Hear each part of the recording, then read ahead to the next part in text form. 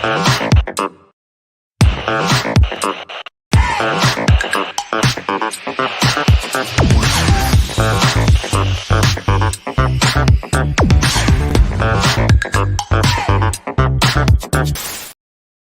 welcome back to Off the Curb, Justin Spiro. It's really interesting following this Detroit Tigers team because I feel like I'm living in sort of a parallel universe where there's two different things going on, and I have my existence and everybody else has theirs. And there's a few exceptions and people that are on my plane. But I don't know if we're told Twitter is not real life. I don't know if Twitter is or is not on this particular issue a representative example of the Tigers fans. The one reason I would say it is because Comerica Park, when I'm down there, seems to be kind of the same thing. There's a lot of this happy to be here stuff. We're on the fringes of the playoff race, and there's a joyful feeling at the high end of that. There's a relief and encouraged, excited, at a milder tone, maybe level 2, but it's generally positive. And not just is it positive, if there's any effort or any semblance of what is perceived as raining on the parade, I would argue injecting a dose of realism into this whole situation, you get a lot of pushback. And I'm kind of at my breaking point with the pushback and just in terms of my tolerance level for it.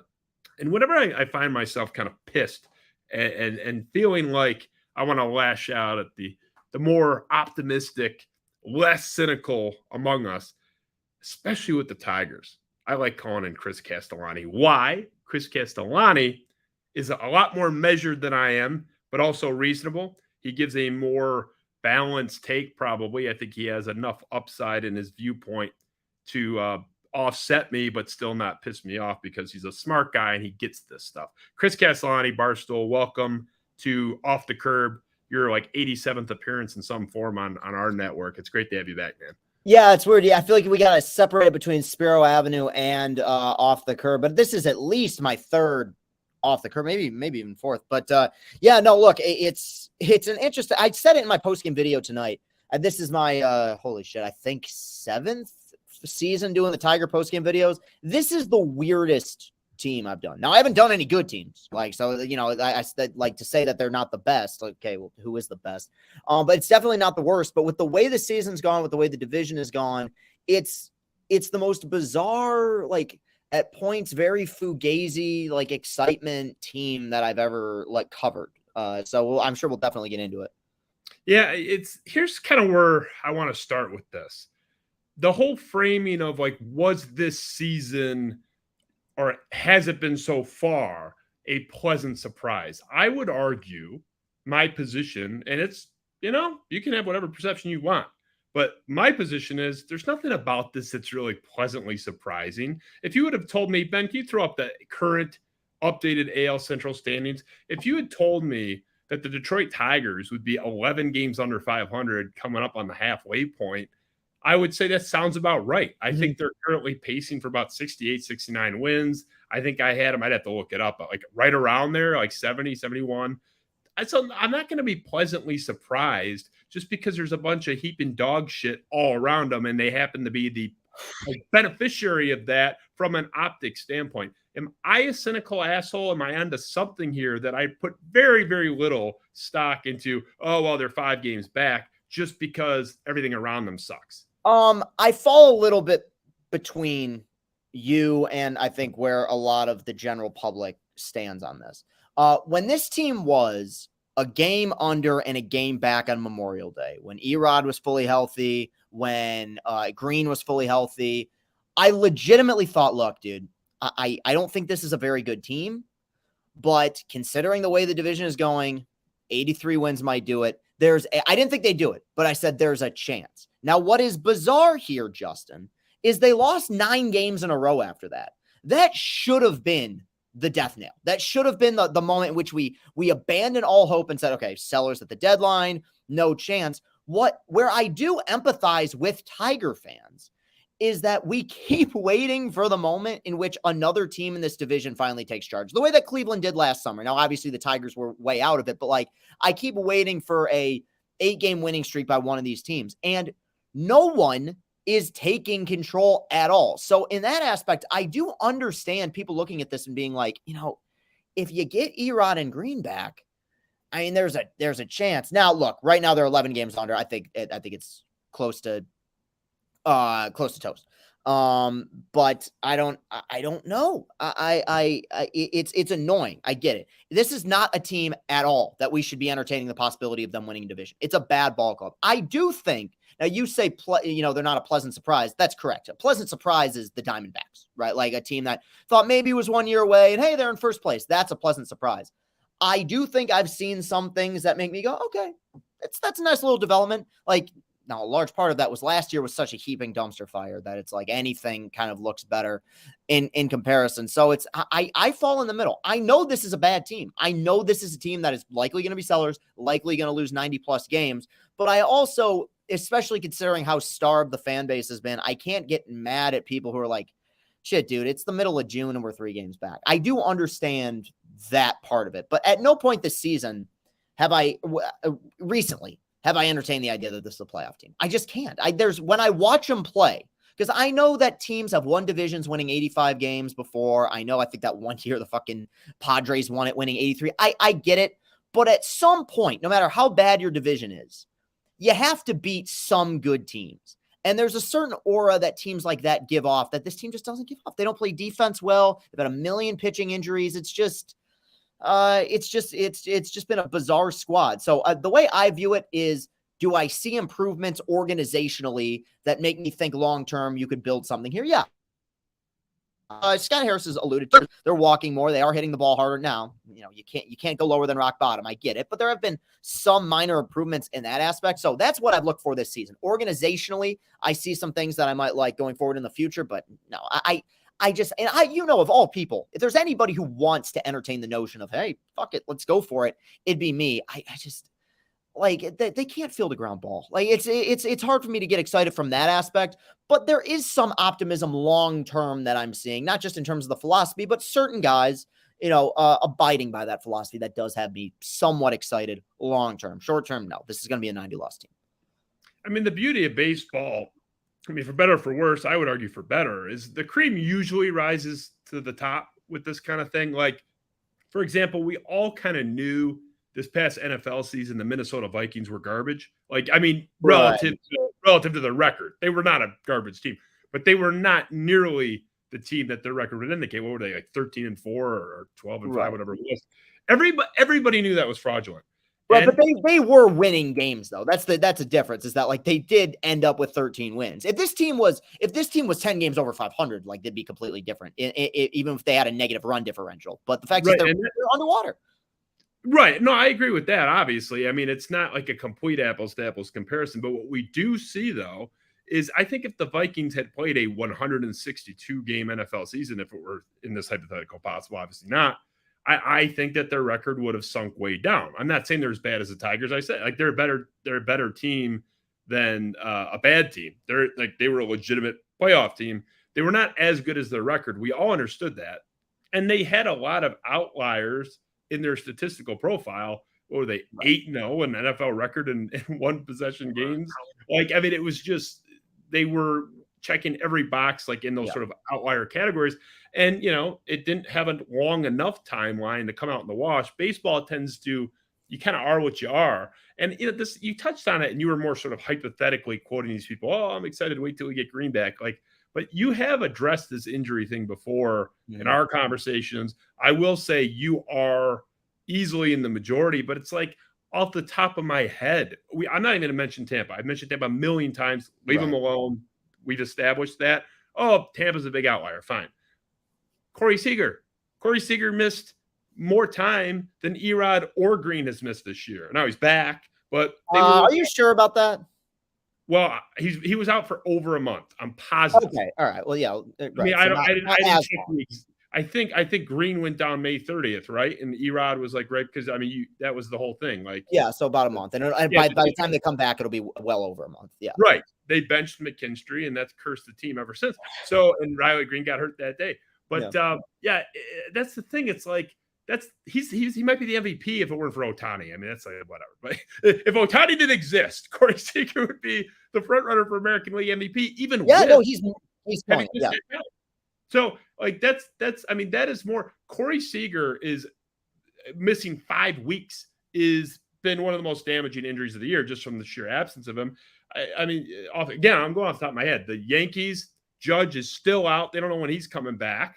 I mean, the Guardians, McKenzie.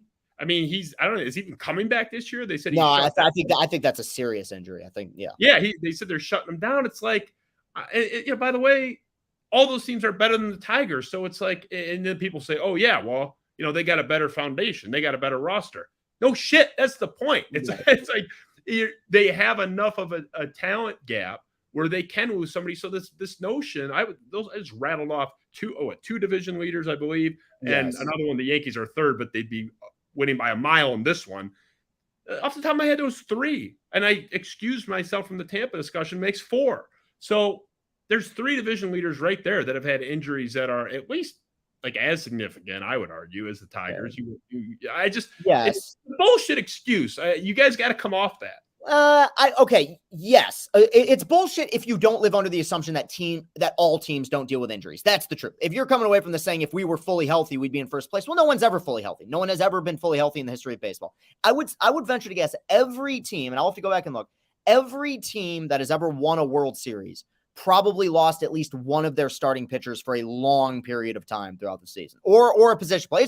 That's just the lay of the land at this point. At the same time, when we're talking about Green, and you're talking about a guy who is very young, who's in his second year, who was emerging and becoming a key piece of this team, a fan favorite, an energy guy, was hitting for power. We talk about sample sizes. He had a month. That's a good sample size with an OPS over 1,000. That's a key. That's your best player. You have to acknowledge that at a young age is shit luck, because he didn't get injured rolling his ankle, stepping on the first base bag. It was a fucking fly ball where he broke his fucking leg somehow. I don't know how that happens.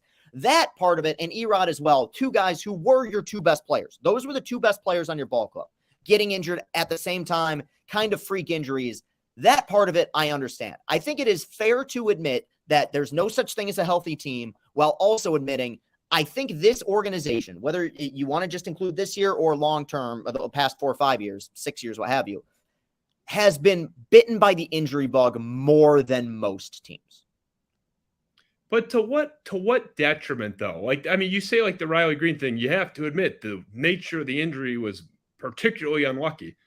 Okay, granted, like it doesn't really matter. At the end of the day, he's not in the lineup, just like Tristan McKenzie's not in the rotation, just like Corey Seager was in the lineup for 5 weeks. They're just not there. And who cares? Like, I mean, you had a thing with Boyd last night. I mean, it was almost like this morning. We were crack of dawn, like fighting about it kind of. But it's, it's like, I went to bed late last night. Yeah. Well, yeah, me too. And that's something for our standards, like late, but for our standards, quite late. But like, and I'm not picking on you. And believe me, I understood. That's why I had the disclaimer. I don't mean to be unfeeling about like the human side. Like, it fucking blows that someone's hurt and he's a great guy. But I mean, from a sheer like cold-hearted baseball analysis standpoint, oh my God, can you believe Boyd went down? Guy's got an ERA over 5, and Eduardo Rodriguez, we like have him in our head as this absolutely massive loss. He is a significant loss. He was pitching out of his mind. That regression was coming, bro. Like that guy's a 4.10 or something career ERA thereabouts. I mean, he's over 4 or something.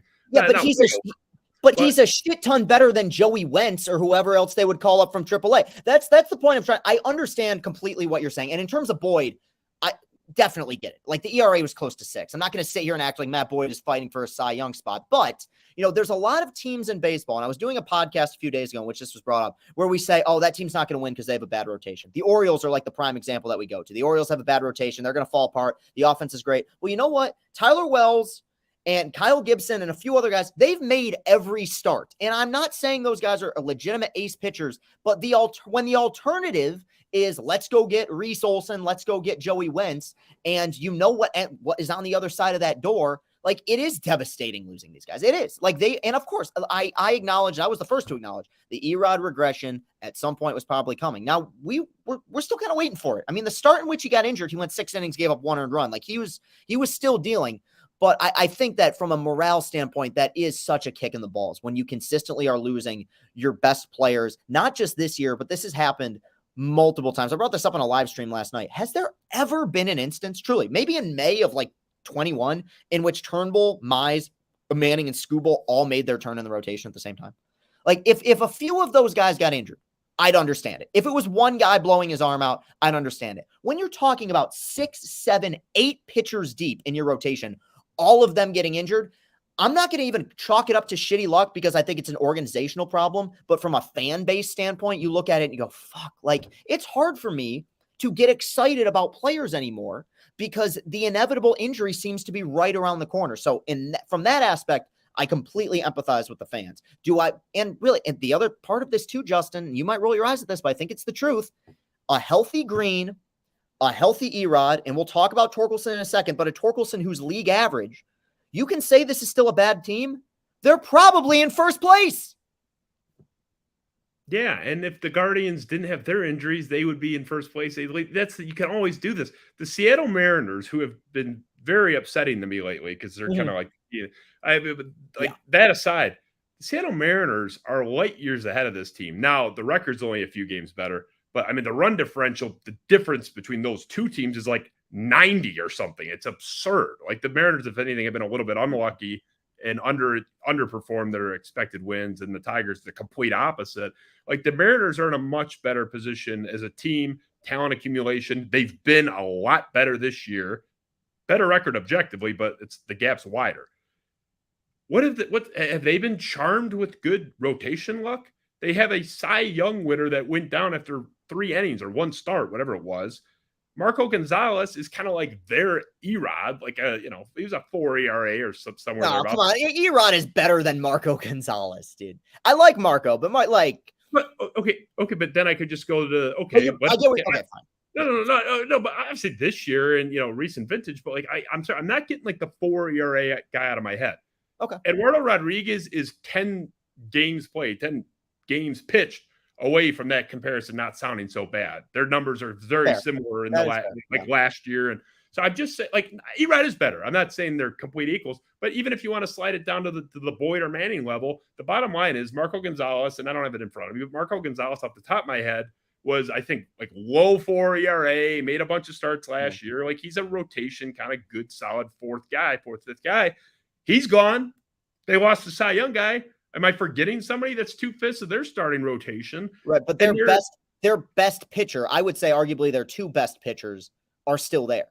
Luis Castillo didn't go down. Kirby didn't go down. Gilbert hasn't gone down. There's still a lot of good pitch. Now, of course. That's the point, because they can have these. They can afford it. That's the guy on the Tigers has won a Cy Young. That's right. Nobody. The one.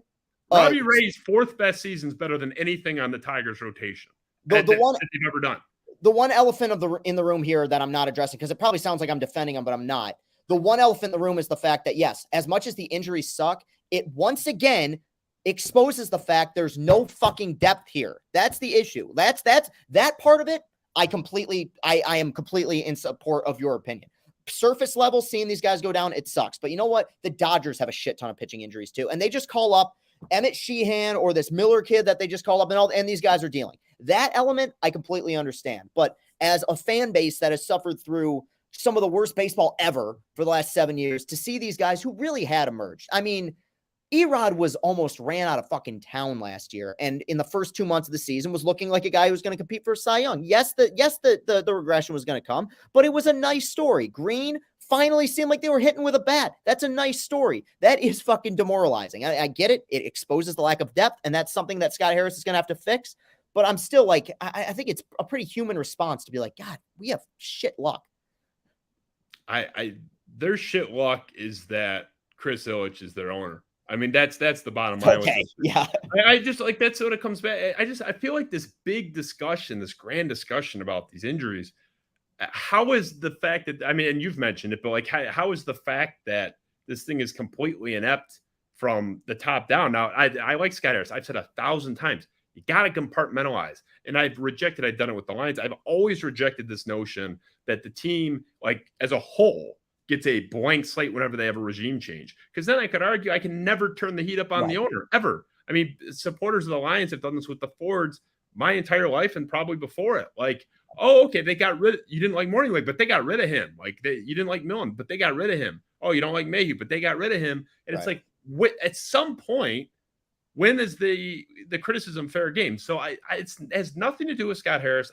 I'm not even he needs at least 2 years, like from now, like really 3 years total, before I even start thinking about him, really, unless he does some absurd things. I think it's fair to say, I think a year from now at this point, if this team hasn't improved a fair amount, now I'm not saying 90 wins, but like a solid core, actual meaningful baseball, not fugazi meaningful baseball, which you're 11 games under 500. I'm talking somewhat meaningful ball in June, July. If they're not there, I think some criticism starts to become justified and warranted. But I'm with you. I have a long leash with him. I like him. And honestly, this team is better than I think than some people expected him to be, in large part because of him. Because I get it. You're gonna fucking roll your eyes at this again. But would you rather have Kerry Carpenter or Victor Reyes? Would you rather have Zach McKinstry or Willie Castro? Like I think or Matt Vierling or any. I'm gonna just guess McKinstry and Willie Castro probably have like the same OPS right now. But he wouldn't have done that here. Okay. Castro's had at least 1 year here where he was better than McKinstry is right now in terms of in the COVID year, yes, which was that doesn't count. Yeah. Right, that was a Mickey Mouse year. I was wrong if that was the only time that happened. I'm not saying the guy's an all-star. Is Vierling not a contributor to this team? Is Vierling not a guy that you think will be maybe a platoon guy, but like a piece here, like an opening day outfielder batting seventh? That's not a move that's going to make him a Hall of Famer, but Vierling's better than the outfielders they were throwing out last year. Yes, like, yeah. We're actually in agreement here that we like Scott Harris. That's not the discussion. I'm defending the moves he's made and saying I think the team would probably be worse, substantially worse, if the previous regime was still here. Is the point I'm trying to make. Yeah, and that's fair. I would definitely agree with that. I mean, arguably, Avila does have a case for like worse than Millen, and we've talked about that before. Right? It's like it'd be a fun debate on a different night to go into deeper detail. Look, and you said something about like, I don't blame people. Neither do I. Like, I don't care what somebody else does on their own. I'm talking about people that are like yelling at me. Like, come on. Like I've never really cared what someone like roots for or not privately. It's the same thing. Like, people like with the Michigan thing, always fighting and stuff. It's like, they're coming at you, calling you low IQ or something. It's like, and talking about the Michigan, brains and stuff. It's like, well, if you went there, you can say that, but like, I don't care if you root for them, but don't come into my room and belittle me. It's the same thing. Like with this, it's just like, I'll leave you alone. You leave me alone. I am not interested in hearing about how it's unfair to criticize a team that has been horrible for 7 years. I don't want to hear it. Like, bring that somewhere else. And how many teams have churned through these rebuilds and some of them like 2 times over, like started after us, finished, like kind of dipped back. Like the Red Sox did it. Like they fell back, they're coming back. Like, it's ridiculous. The Giants have done it twice. The Diamondbacks are pretty good. The Diamondbacks are the big one to me. Because when you're in this sphere, when you're in this little bubble here, you kind of like time moves fast. But I was really thinking like the Diamondbacks made the playoffs in 2017, right? That was the last time they were good. And like they sucked for like a solid amount of time.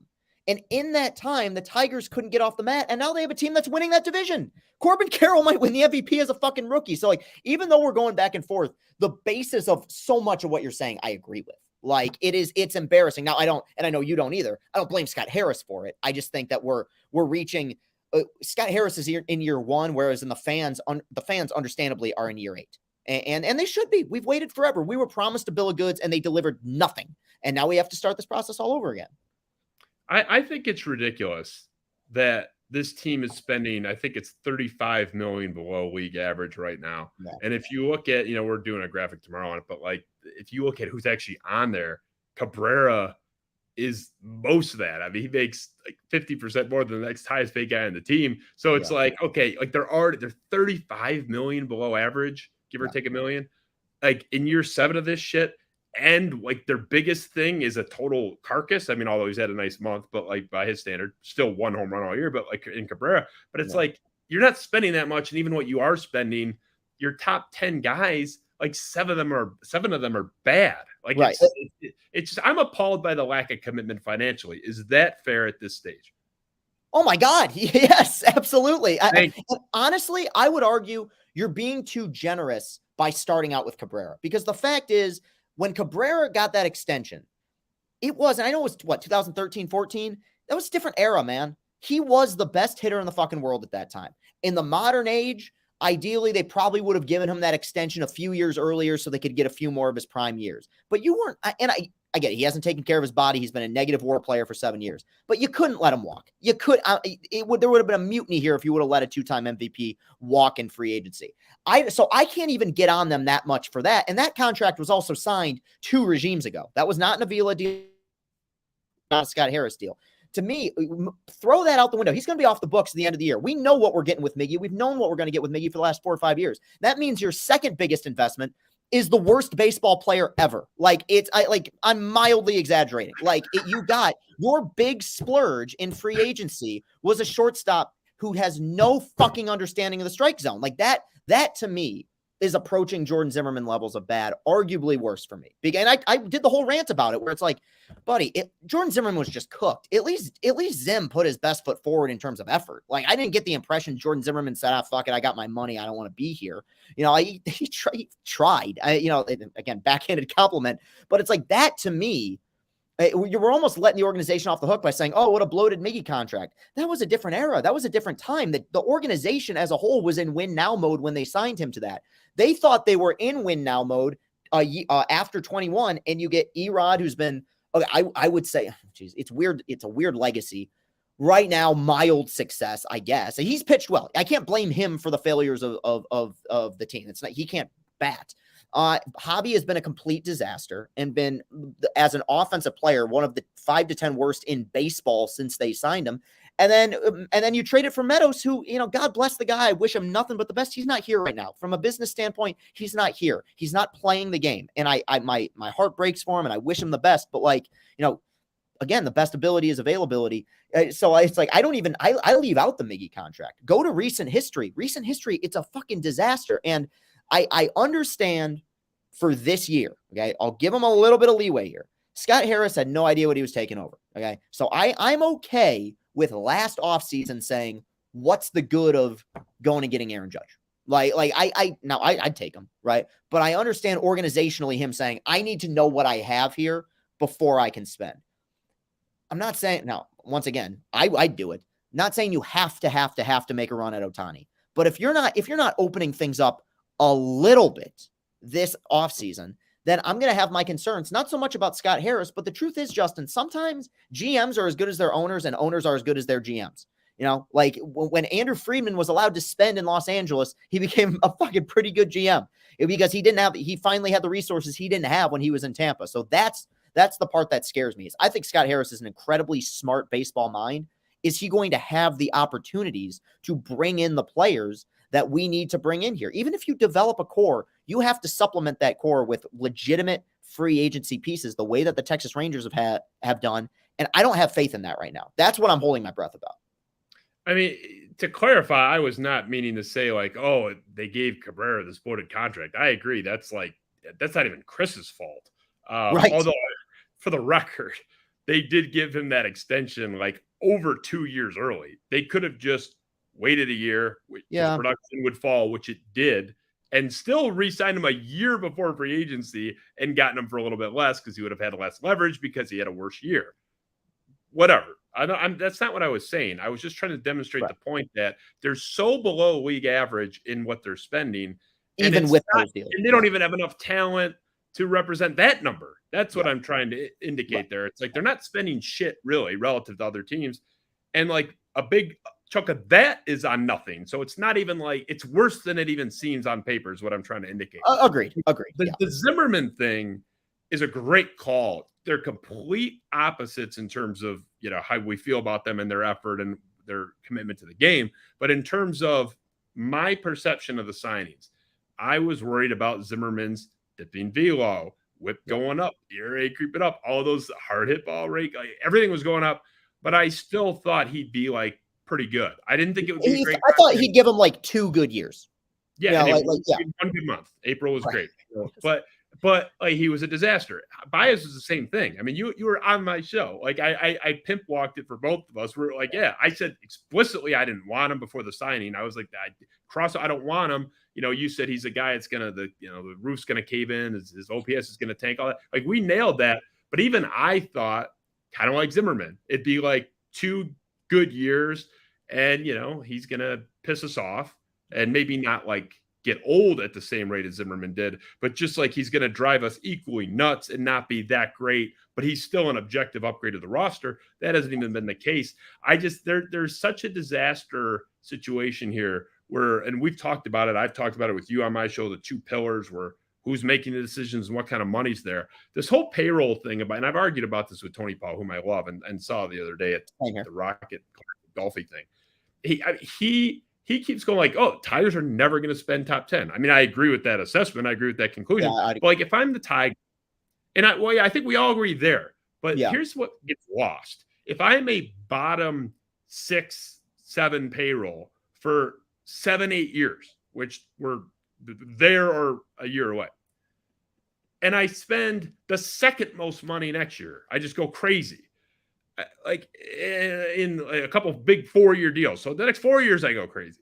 I'm still like averaging out kind of like a median-ish payroll. So like this whole, like if Chris Ilitch comes up to 15 in a year or two, I don't think that's a reason to celebrate either. Because guess what? All that money, like that money didn't just disappear. That's money he kept, like when he had that bullshit payroll now and every other year. So it's like, I don't even buy that as an excuse. So, oh, come on, like they're up to 16. He owes me, I'm not going to ask for a top 3 payroll. He owes us like a 7th or 8th payroll. And they don't, here's the thing, and I'll throw it to you and then we'll move on because we're running long for your sake. That's fine. I got time. You're fine. As long as you're good. Okay. Don't worry about it. Yeah. But, okay. The Ohtani thing. I would argue, and this is the biggest sports radio point ever. Oh, go get the number 1 guy by a mile. But let's take out the fact of like whether or not he would come here, whether or not it is sensible, reasonable for the Detroit Tigers to make an offer that would likely be, I would argue, most likely be the top offer on the table. Is that or is that not absurd? I would argue it is not absurd. And the evidence of that is they are $35 million, $30 to $35 million, depending on which list you look, below median right now. Cabrera's 32 is coming off this year. Meadows might just be an insurance claim at this point. And that's where its headed, is my understanding, if this continues. They're going to have all this money off the books. They're already 30 to 35 million below. I could offer Ohtani $50 million a year, make him the highest paid player ever by a couple million at least a year. And I haven't even added to my payroll. So like, why is this like, oh, you can't do that, or he's going to be absurd? I could sign him for the richest contract in the history of baseball and it'd be a payroll cut if I didn't add anything else. Is that an absurd way to look at this? I think they should go after him, and I don't believe there's any built-in excuse. Oh, it's too much. No, it's not. It's not too much. Make an offer. I mean, I don't even want to entertain it because I don't want to have my hopes dashed. But I'm not saying like they're going to do it. I'm saying is there not a rational? There's of course there is. There's no rational argument against it from a fiscal standpoint because what's it going to do to the payroll? Just cut it as long as you don't add 5 other guys. We're talking about the most talented baseball player ever. Like, I'm sorry, but that's not an exaggeration here. He does things every night that we've never seen. He's currently on pace for a 12-WAR season. I mean, just like stuff that like you look at on Baseball Reference, and guys used to put up seasons like this in 1912. Like, just complete insanity of like, to me, of course you make a run. You make a run at him when Juan Soto's a free agent. You make a run at him. I think that there is a fine line between overspending and spending responsibly. Ohtani has a very low floor, or I'm sorry, a very high floor, because even if one of his attributes falls off, he's still an elite hitter, or even if the power falls off, he's still an elite pitcher. So of course, I mean, you're essentially getting 2 great players in one. You're getting Yordan Alvarez if Yordan Alvarez could throw fastballs at 100 miles per hour. I mean, that's the player this guy is. Now it is, I think we both acknowledge, a fantasy. It's not going to happen. But no, I in this instance, of course, I'd make a run. Like, in what universe would it not make sense to make a run at a guy who is probably the most talented player of this or any generation? Of course I'd do it, but it's not going to happen. Well, I agree on the not happening part. I mean, if you took Cabrera off this year's payroll, just pretend he wasn't there this year, this team's at 95 million. This team, when he's off after this year, if we're going by this year's payrolls, which, some go up, some go down, but if we're going by this year's payroll, they could sign 2 guys for $90 million total, like $45 million. Give Ohtani 45, and let's pretend. I think Soto's like the next year, right? But like let's pretend that Soto was in this class, or you signed 221. They could spend $90 million and still be like just above median. I'm doing the math on the fly, but if they drop down to that 95 and Cabrera's gone, if they spent $90 million, they'd be at 14th or 15th, give or take, maybe a couple of dollars. That's the 15th payroll. That's if I go crazy. If I sign just Ohtani, I haven't even moved up. I'm treading water. So we're treated like we're absurd sports radio callers. This is the one time that, like, to me, the smart people and the weirdos that want like the shiny prize, and like it's the one time that I remember these guys like are both in lockstep, whether they realize it or not. It makes all the sense in the world. And I would argue it's indefensible not to make a sizable run at him. What is he going to make? I mean, 50 probably? I think grand total. 45? I mean, I think he will end up getting, let's see. So what's the richest contract AAV wise right now? Was it Trout got top, right? Wasn't it Scherzer? Isn't it technically Verlander topped it with the 2 years, $40 million a year or $45 million a year? I thought. Could be wrong. We're in that range. It's one of those guys that like 40 or 40. Yeah, I think Verlander top Scherzer by. Like, I could easily see. I could easily see 10 years, $50 million a year. So 500 total. Yeah. Now, if he continues the season he's having, he's going to get 550, 600. But we'll see if he falls off even a little bit. But yeah, I mean, no, it'd be a dream. But no. You're signing 2 marquee players. That's the argument. Yes. That's the argument. I'm getting these guys at a discount. If this guy was just a pitcher or just a hitter, he'd cost way more than 25 in this market. You could argue it's 2 $40 million guys in the market that we're projecting. Like if this guy's one of the 5 best hitters and pitchers, that guy's getting 40 2 times over if he were splitting the 2, right? Yeah, and also just looking at it from a business perspective, every time he starts, you're selling out Comerica Park. From a business standpoint, what's that? I'll be down there for at least 10 of his starts if he's that many. I'm going to go down there. I'm going to go down there when he pitches for the Angels against us. Like that'll probably be a big crowd. So it would make sense for both parties. I don't know. It might not make sense for Ohtani. He probably wants to play for an actual organization, but it would make sense for us fans, obviously, to make a run at him. But again, dream big. Yeah. I mean, that gets back to the Valenti thing of let me see the Ken Rosenthal report that they made the offer and he rejected it. And then they're exempt. Like they're clear. I'm not going to rip them for not kidnapping the guy, but I guess you gotta be, it's ridiculous that this is like dismissed as always going to be too much money. Like get out of here with that. It's unbelievable. All right, let's move on. Torkelson. Look, you're finally coming around in my view. You're going to say, oh, come on. Because you were a big exit velo guy. Spencer Torkelson. I'm not an exit velo guy, but once we're past like the 600 at bat mark and we're still making every excuse for why, like at some point you got to hit. And this is where we're going to start in terms of the framing of this. Your tweet, I sensed it. I sensed the frustration. I sensed you coming to the dark side, to the side of truth, where we don't like stupid hockey helmets when we're having one of the biggest disappointing years in the history of this city. Chris Castellani. I'm just reading that tweet out. Like I'm such a cynical ass sometimes. You are. I mean, you're like far to the right of me in terms of that. Like you're way, way sunnier than I am. But so this is kind of where I've been at for a while, where you're getting corrected. You were this guy last year, and last year it was actually fair because there weren't enough at bats to make any other determination. So I'm not even like criticizing you, but this criticism is constantly mitigated with his exit velo, and your response is how I feel. Look, I root for Torque. I want him to succeed.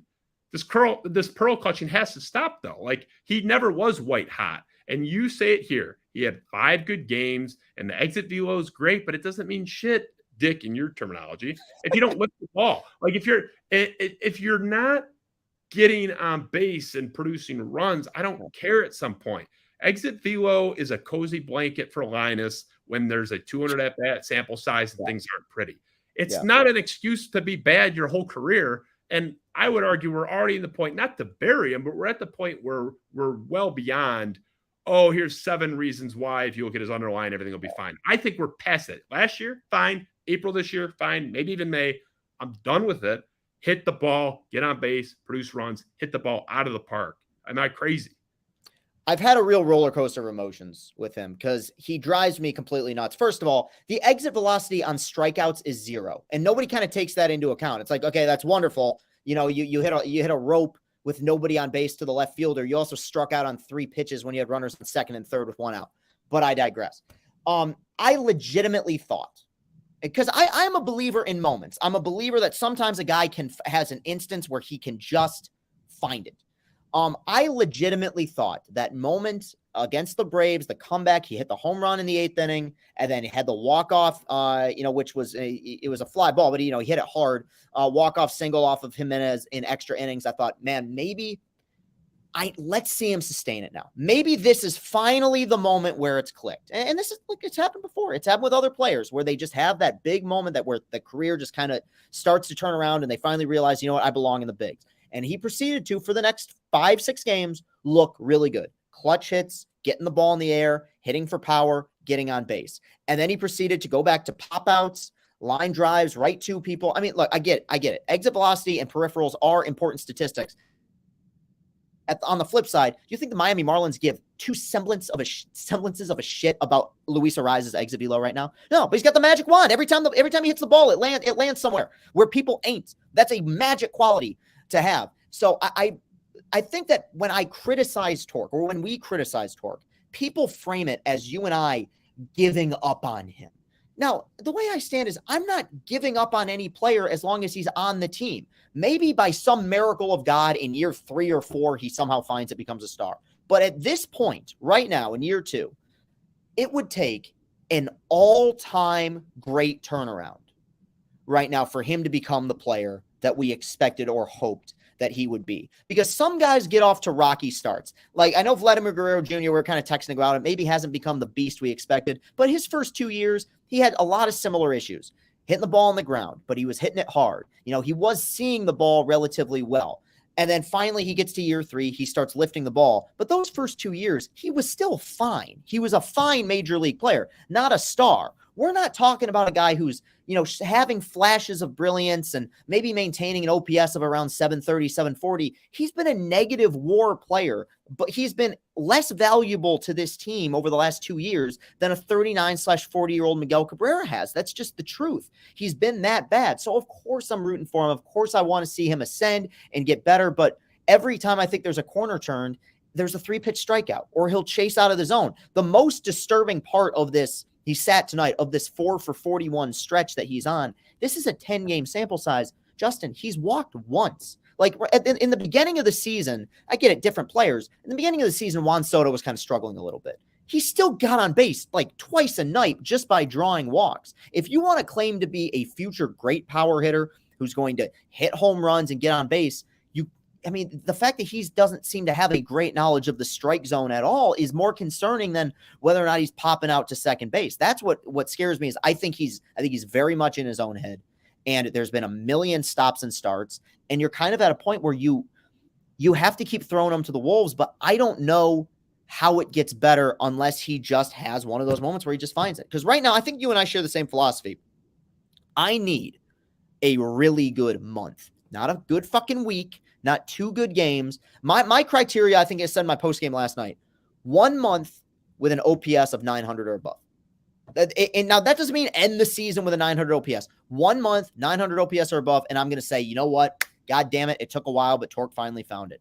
But every time we think we've turned that corner, there's an 0 for 14 stretch. It's remarkably disheartening. And you can tell he's going through it. And I think he feels the pressure and has from the beginning. That kind of opens the door for a greater discussion. Did they set this guy up to fail? And we can talk about that at another point. But right now, you just got to assess the player you have, and he's below replacement level.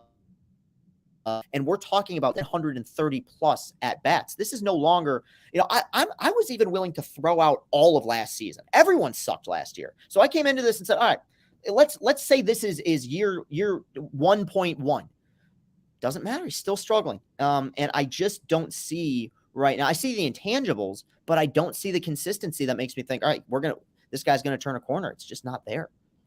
Yeah. I mean, I'm always amused by these fans in any capacity, in any context, that lecture you on, oh, it's too early to write somebody off. Like, Remember, they have been so mad at me, dude. They have been fucking ripping me to shreds. I can't criticize the guy at all. Support group me. Can I come to that? Because I mean, it's the same thing. It's like they're mean to me. I got feelings too, Chris. I mean, I know, I'm not as open about it as you are. Well, yeah, you're smart. That's why.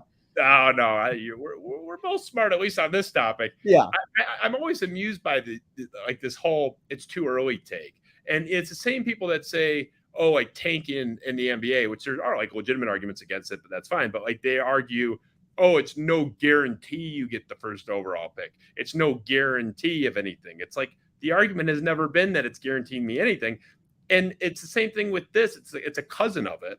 Oh, it's too early. Remember these guys that weren't great until year 4?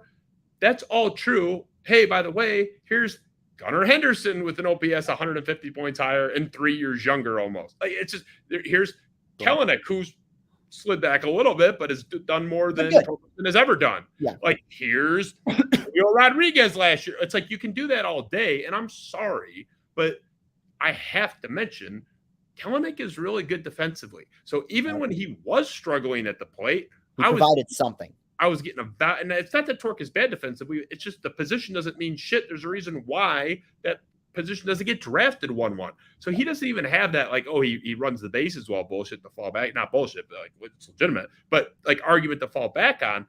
This is a first baseman drafted 1-1, the first ever right-handed guy to be so, the first ever college bat. There's only been 2 other guys total, and they were both lefty high school prep guys. So, and by the way, both those guys hit. So was Teixeira one of them, and then who was? No, Adrian Gonzalez in 2000, and I'm blanking on his name, but I talked about him. He was he's basically a DH, but was drafted. I think he was mostly with the Yankees. It's like bunting or something, something like that. Whatever. It was like the 1967 draft. Good hitters, right? Yeah. But yeah, and he didn't even have a long career, but he had like an 840 career OPS or something like that. Like he wasn't great, but he was good, like objectively good. Yeah. And was good right away, by the way. He was good his rookie year. Adrian Gonzalez, by the time he was Torque's age, even though one came out in college, one came out in high school, by the time he was Torque's age, he was like 870, 880, and had a year, a stretch run of multiple years where he was over 900. Like if you're going 1-1, and those guys were longer shots, they were prep guys. They're objectively harder to project by sheer statistical data. They hit at a lower rate. So those guys were harder to project. I took a college bat who's like right on the doorstep of being ready by every measure. This is not drafting an 18-year-old kid like the 2 other times this has happened. Those 2 guys hit. So it's even less of an excuse and even less reason to be patient. So like, congratulations for reminding people that it's too early. Chris and I have not at any point said, in fact, we've explicitly repudiated the idea that, oh, this is over. Forget it. Like, fuck this guy. Get rid of him. Right. But you can't argue what's before your eyes. You're not some hero because you don't have any opinion on anything until there's 7 bullets in the corpse and it's been there for 3 months and you're going up there and you're adding another one. Like, good for you. You buried him after he was already in the Mariana Trench. Like, right. Why talk sports, right? Like, why even discuss sports if you're only ruling on things when they're completely settled? It drives me nuts. Just because you're not completely giving up hope on a guy doesn't mean that you haven't completely earned the right to be wildly disappointed by what you've seen so far. Like, and the thing, and some of this is more so my own frustration towards the organization, because I hear all the time, patience, give it time. We've fucking been patient. They've been dog shit for like 10 years. And I'm sorry, but it is so frustrating. Now, good for these players and good for these organizations, but it's very frustrating to see Ellie De La Cruz hit from day one. Adley Rutschman hit from day one. Julio Rodriguez hit from day one. These guys, I mean, God damn it, they kind of hit with fucking Kerry Carpenter from day one. He's at an 800 OPS from the second he arrived here. He's not some great player, but he's a substantially better major league hitter up to this point with a much smaller sample size than Torkelson has been. So I think that's what frustrates me, is that because now every time he succeeds, every time he has a 3-for-4 game, people tell me to shove it up my mom's asshole because I did something. It's like, no, I'm sorry. I'm happy he's succeeding. What good does it do to my life if he continues to suck? I actually prefer the Tigers be good instead of wallowing in misery forever. So yeah, I mean, it's a frustrating process. He's going through it just as much. I understand it, but I think as fans, we've been remarkably patient, and we've earned the right to be disappointed when we have been consistently, it's not exclusive to Torkelson, consistently promised stars. And these stars either get injured, underachieve, or both. Now, maybe, and guess what? If he ends up turning it around and becomes a dude here, it would be a fucking great story. It would be overwhelming and awesome, and everyone would rally around him. But right now, I mean, how many guys, Justin, can you think of any off the top of your head who in their first 2 full seasons at the major league level had a negative WAR and became star players? I'll have to look. I can't think of any off the top of my head. Marcus Semien, I'm guessing he was pretty like shitty early on, wasn't he? I'm going to look it up. He was you're a bigger WAR guy than I am. At least he was he is a star. He was an elite defender, though, at least. His first 2 years combined. Yeah. So his first 2 years, we're talking 21 games and 64 games. So 85 games, a 1.4 BWAR. So that's not, I mean, that's pretty lame. I was wrong. Yeah, I was just guessing. I just know he was like not that great. Yeah, that's got to be tough. Part of it is I'm not great with WAR because I hate it. So I haven't even like looked at it for like 6 years. Doesn't the positional thing like hurt Torque in that calculation though? It hurts him because he doesn't play a premium defensive position. Right. So I don't even care about that with him because we knew that going in. Like that's why I just care about OPS. Like fucking hit the ball, man. I don't care about your WAR. Even if you just look at offensive WAR, he's still below replacement level. Oh yeah. I'm not defending Torque, believe me. I'm just saying I don't really care about like just hit. And we've talked about this, Chris. I don't think people fully grasp this. We had one of these guys in CJ Cron. CJ Cron has been 200 OPS points in multiple years above what Torque is now, and he was a UFA. He's a free agent. Anybody could have signed him. He was way better, including here. It wasn't just Colorado. He raked here at a short sample size. It was like 12 games, but yeah. Even the year before us, the year before we got him, he was still like a 780 OPS or something. He was good. He's good. Yeah, way better than Torque. Way better than Torque. Even in like the 5th best year in this sort of run here. Yeah. What did he get? And he was like 30 when he signed this free agent contract, 30 or 31. Yeah. What did he get? Middle of his prime. 2 years, 14 million, I believe. Was it 2? I thought it was just 1. Yeah. I think he got it. I think he might have got. But did they end up extending him though after that? Well, yeah, he re-signed there. Okay. But, in Colorado, but he wasn't unrestricted. Anyone could have signed him. Like he was available. So like that, and that is a guy who, including here, you can dismiss the sample size, but he's been legitimately a lot better for a long time. This is a guy who is a lot better than Torkelson from anything we've seen so far. A lot better, not a little bit, a lot better. And what was his value? 2 years, 7. We could have brought him back. We could have given him 2 for 10. I mean, should have. Well, and I'd say, I don't know, what are you going to do with Torque? But the point is, that's why that position doesn't get drafted. And I was in favor of it. Unlike the Lions doing the running back thing, I think everyone was on board with it. But it's with the expectation that you're not going to be a 770, 820 guy. And that's the point. Torkelson, for his career, which is not that long, but it's like more than a season's worth of at-bats now by a fair amount. I mean, his career OPS is 632. It could go up by 200 points, and I would still say 832 OPS. I can get that. We talked Dan Vogelbach. Dan Vogelbach's done that like 2 of the last 4 years, I think, in that range. He's like on a $1.5 million deal. Now, I would take it. If you told me right now, from now until 10 years from now when he leaves Detroit, whatever, he's going to give you 832. Like, I'd probably take it now. Oh, my God. Dude, yes, please. That's not what we thought we were getting. That would still be disappointing. So I'm trying to make people understand. This isn't Miguel Cabrera in 2008 having like an 870. Right.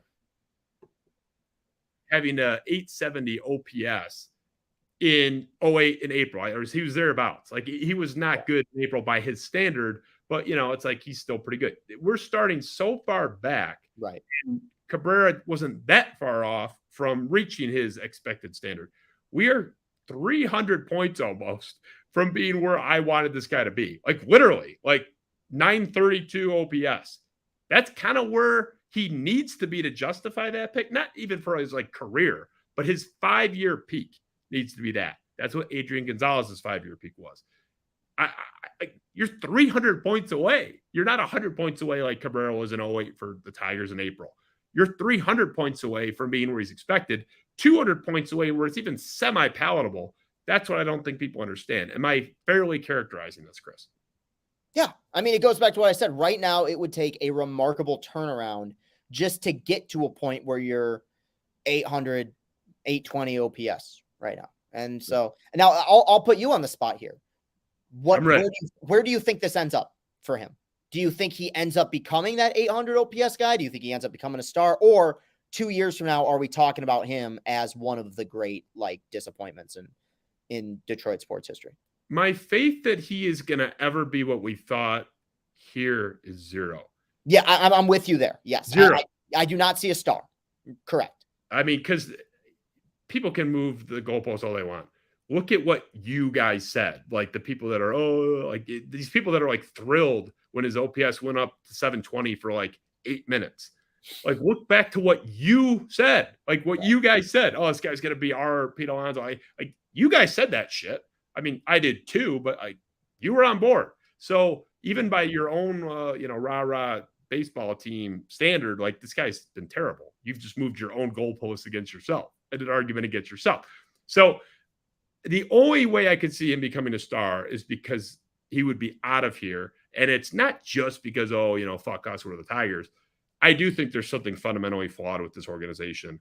At what point, I mean, we're in year 40 plus of this where we haven't developed one of these guys from within. At what point am I saying, I don't know if it's the water. I don't even care what it is. It's something here. You can take your pick. I don't care what you blame it on. Something here is off. It can be a curse. It can be inept management times multiple managers. I don't even care anymore. It's just broken somehow. So I could see him being a star if he's gone. He will not be a star here. I would be stunned at this point. So to drop down a level, 830 OPS. I mean, are we talking 5-year peak? Maybe I could see him having a couple of years, 850, 860, 810 the next year kind of thing. I could see that. I'd take that. I mean, I told you I would take it. Yeah, but it would be disappointing. There's disappointing things we would take. A lot of people do this all the time in life. So I would say zero. I mean, it's not 0%. Very, very slim chance that he's ever a star here.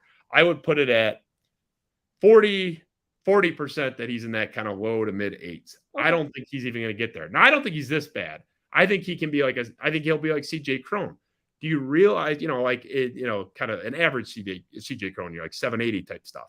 Do you guys realize what a disaster that is? I could have signed that in Vogelbach for $1.5 million last year. Anybody could have had him. I could have had a better version of at Cron for 7. That's what Mark Lowe got. If adjusted for inflation, that's I think we gave him 2 years, 16. I thought, but yeah. No, that was Pelfrey. That's right. Yeah, we gave Lowe. Yeah. We still gave him 2 years. I thought, but maybe. No, Lowe got a multi-year deal, but it was a little bit less. But I'm just saying, adjusted for inflation, that's the Pelfrey. That's I think Lowe got 5.5 or 6.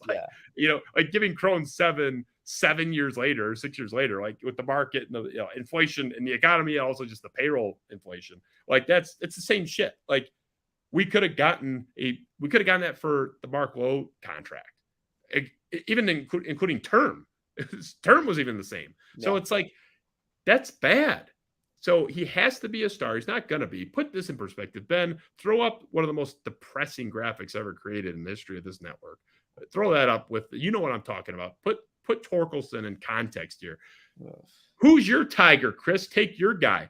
I mentioned this on Twitter when they were tied. Don Kelly, who is sitting somewhere in a dugout just hanging out, has passed Spencer Torkelson in retirement. A 637 career OPS in Detroit for Don Kelly. Now 5 points ahead of Spencer Torkelson, 632. This is a guy with pushing 700 at-bats, first overall pick at first base, which never, ever happens. First ever college one. And he's worse than Don Kelly right now. So far.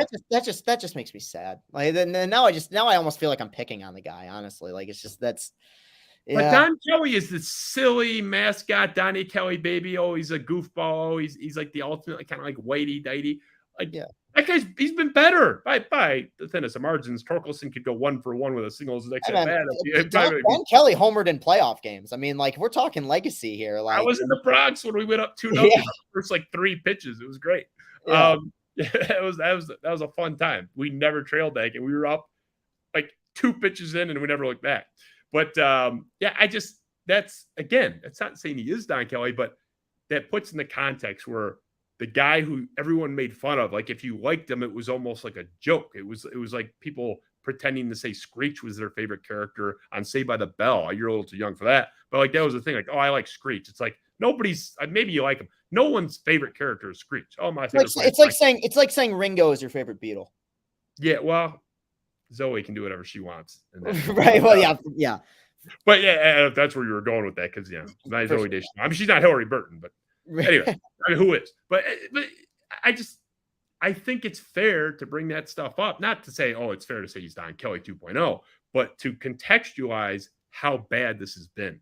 And this is not a month, 2 months, 3 months. This is more than a full season sample size. And again, I don't want to hear about how young he is. The whole point of drafting a college first baseman first overall for the first time in the history of a sport that's been drafting for 75 years is that he's going to be ready. I'll wait for my second round pick. I'll wait for my guy in the middle of the first round. I'll wait for the guy I draft, Colt Keith, out of high school. I'll wait for that guy. How long am I supposed to wait?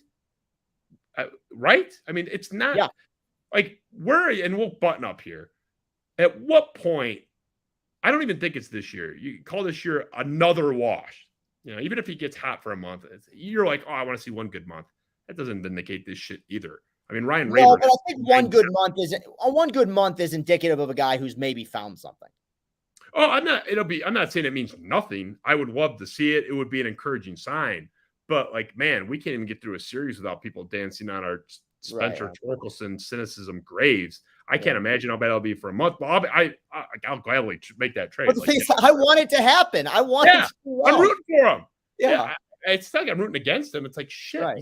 It's like you said it. I think today. It's like, you think I want to cover this like shit baseball? Yeah. It's much better. You built your entire career while they've been bad. Like, how big would you have been if they had been somewhat decent the last 3 years? I don't get it. But what point are you like kind of done with this thing? If we are in April's always a fucking weird month, but if we're on May 19th next year, let's say, let's throw it in like mid to late May, Memorial Day next year. Fine, that works perfect. Yeah, Memorial Day next year. Yeah, Torkelson's like 7-11, like not like a train wreck, but like 7-11 or lower. Are you like out by then? Because then I'm out. I am out. I'm calling him a bust. Like, I'm done. He could go somewhere else and hit because we've seen that. It's not gonna happen here. Hey, Domingo Germán just threw a perfect game. Oh shit!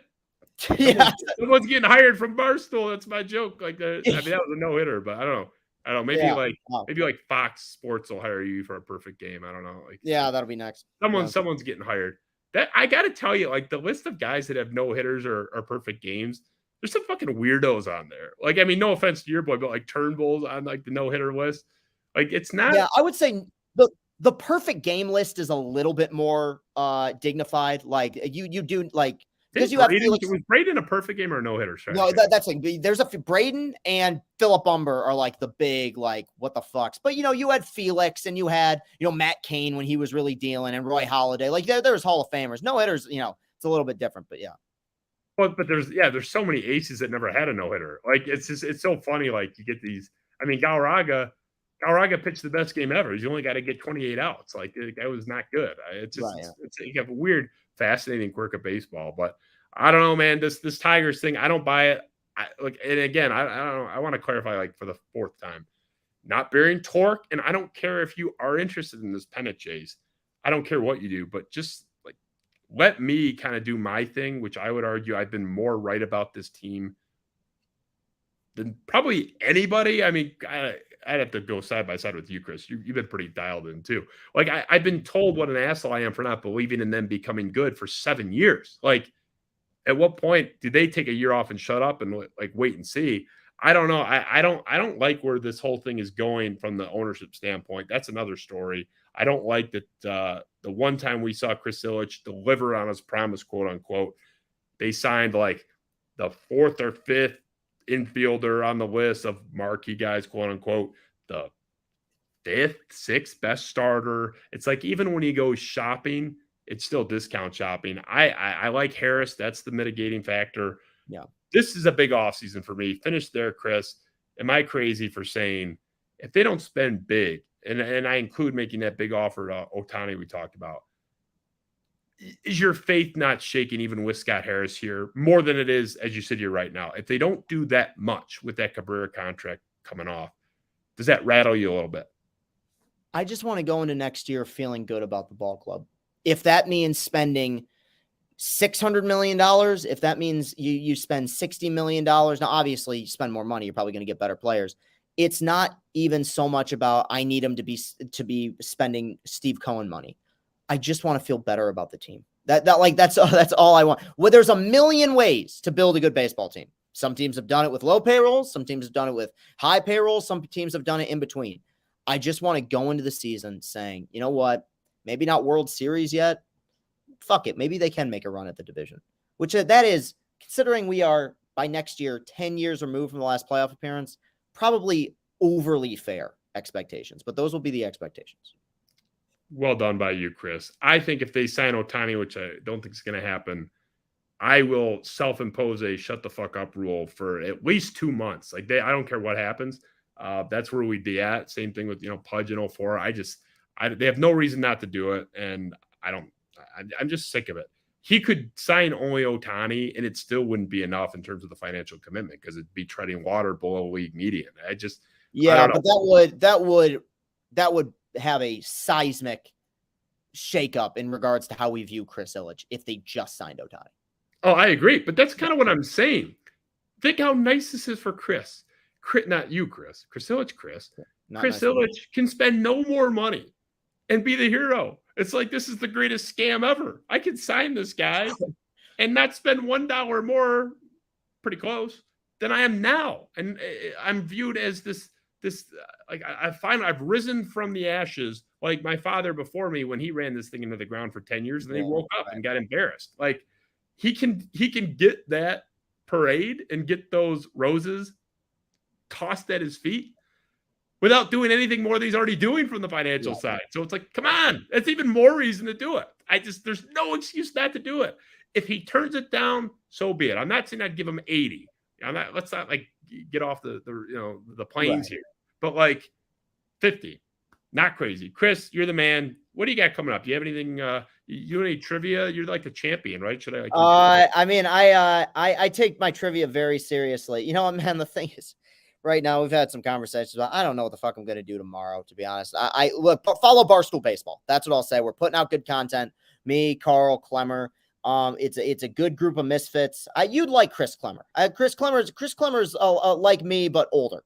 So I would recommend people follow us on there. We're trying to really get that off the ground. We're working hard. We were just in Omaha. We're recording multiple podcasts a week. So if you're going to follow anything, definitely follow Barstool Baseball. Available on all podcast feeds. Just put Barstool Baseball into YouTube. All the videos come up as well. So yeah, just give us a follow on all those platforms. Appreciate it. Yeah, you should if you're not, because Chris is the man. You are my favorite Mike guy. You and Coward. I should have like a painting of you right next to him. That'll be the next step. Yeah. Yeah, you never thought you'd be in painting form next to Colin Coward. I'm gonna pull an A-Rod and I'm gonna give you a painted photo of me as a centaur, and that'll be you can hang that up in the background of your studio. How about you just send a picture of you like kissing yourself in the mirror? Right, exactly. Yeah, that's what I need actually, Chris. That's what I need to get my rock. That'll really bring the whole room together, I think. Yeah, well, yeah, I'm in. I won't publish it. We'll keep it between us. We're not live still, are we? Ben, appreciate you joining us on short notice. Chris, you as well. You're the man. I love you. You're my favorite, man. I'm not supposed to play favorites. I don't tell my other guests that, but you're the man. I really appreciate all the time. I'll be back in soon in person next time. All right. See Tope, man. We're ready for you. Yeah, and your boy Steven Izzo. Steven Izzo loves you. I forgot the connection. He's like, he's a Stewie, man. Yeah. I didn't know the Stewie part. He's like, you like grew up near him or in the same high school or whatever. They cousins, like nepotism in full effect. He knew my family, his extended family. Oh, gotcha. Well, he loved you. He was like, you were the celebrity. He's like, you know, Chris. I mean, he knew you, but he's like, he thought it was a huge deal that I knew you. That was funny. It's like, man, you were the guy in like the car yelling, and now people are like, oh my God, not just Steven. It's like, Chris. To me, you're just Chris, but like that's a compliment because just that's Chris. a good thing. Let's keep it that way. You're an awesome guy. Like just Chris Thank to you. me is pretty cool. So you're the man. Appreciate you. Ben Augusta, love you. Eric, you didn't do anything on this show, so no love for you, but not on this one. I don't know. We're gonna see what's gonna happen with the Tigers. I am at a 2 out of 10 with this ownership. They've done enough that you can't say it's Marge's shot, when she stopped giving any semblance of a shit. I mean, Hinch is here. Scott Harris is here. They signed some guys, so it's not like a 0. It's a 2 or a 3 with ownership. It's an incomplete, but like a 9 with Scott Harris. So there is stuff to glom onto, but you go around the league, every team pretty much has something to glom onto. They all have a couple guys that are promising, and that's where people get lost in this. Oh, Riley Greens look good. Every team has one guy that looks good that's under 25, 26. So they got to spend. That's the expectation. I do not buy this pennant chase being in any way redemptive of anything. If they were in any other division in this league, or either of the other divisions in this league, or I think 2 of the 3 in the other one, it'd be a lot worse. A lot worse. So I don't care what other people put into this and how much stock they put into it. I really don't. It does not bother me. But if you're going to come to the table and have an opinion, a contrary opinion from mine, and you're going to jump into our threads and stuff, that's great. Actually, I love that. But you got to do better than, oh, weren't you expecting something so much worse? Shouldn't you be grateful that they're this relevant? I'm not. Their record is exactly trending, if anything, a little bit worse than I thought. So the fact that it's smoldering ash all around them does not change their performance. So I don't buy into the legitimacy of this. I don't begrudge anybody that does, but I will continue to just call it like I see it with this team and everything else. And what I see is a team that is 11 games under 500, and by every metric I can find is lucky to only be that. Cite the injuries all you want. I rattled off 4 teams off the top of my head that have had injuries as bad or more significant in terms of the quality of players lost and the games lost. And 3 of them are leading their division. 1 would be winning this division by 9 or 10 games. There's no excuse. The team's bad. It doesn't have any grand indictment on Scott Harris, big picture. I don't think it's a referendum on Scott Harris. It takes a lot longer than he's been here, less than a year, to get this right. This time last year, Al Avila was still the GM. We are not that far away, that far removed from the worst GM arguably in the history of this town. Best case, he's 2 behind Millen. Argument for both. I would argue Avila was worse. So, yeah, Scott Harris needs time. He needs more than, 9, 10 months on the job. So he's fine. Ownership, questionable. The guys that are here, questionable. So Chris is a little more optimistic than me. I got to see it. It's been 7 years. I'm done. I'm done with it. Like, get good. Please get good. Making the playoffs, like in year 8 of a rebuild, let's say they do it next year, making the playoffs and getting embarrassed in the first round, especially with the expanded playoff. Like if you get knocked out in the play-in game, that's not a reason to celebrate either. That's not vindication of this process. They talked about contention. Pull up what Chris Illich said in 16, 17, 18. Contending for titles. So it's the same thing with Torkelson. 200-point improvement on his OPS, hypothetically. This team, 20 games better, 18-game improvement. Play-in game, loss. That's what we waited 8 years for? And man, does that sound good now? So that's why when people come to me and say, oh, aren't you happy they're only 4.5, 5 games out, now 5? No, I ain't. And if you're that happy, that's year 2 rebuild type shit. We are half a decade beyond, oh, aren't you happy they're 5 games back? In the worst division ever. Like, might be literally ever. Now, Debbie Downer, maybe, but it's not my fault. I'm not the one shitting down my leg out there. Spiro Avenue, this was Off the Curb. Love you guys. We'll see you soon. Tomorrow, in fact. Bye, guys.